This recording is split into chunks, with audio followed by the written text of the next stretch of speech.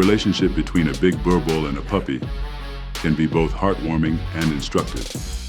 When a mature Boerboel interacts with a younger puppy, it often assumes a protective and mentoring role. The older Boerboel's experience and calm demeanor provide a sense of security for the puppy, while the puppy's playful energy adds a new dimension of fun to the dynamic. The mature Boerboel typically exhibits patience and gentleness, allowing the puppy to explore and learn from its behavior.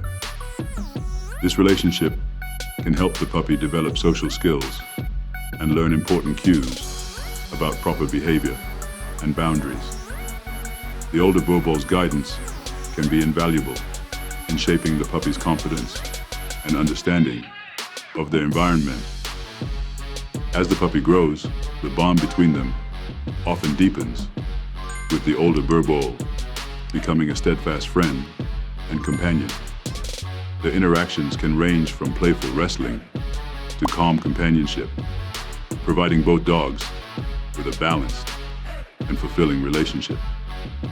Proper supervision and gradual introductions are key to fostering a positive relationship and ensuring that both the big Boerboel and the puppy thrive together.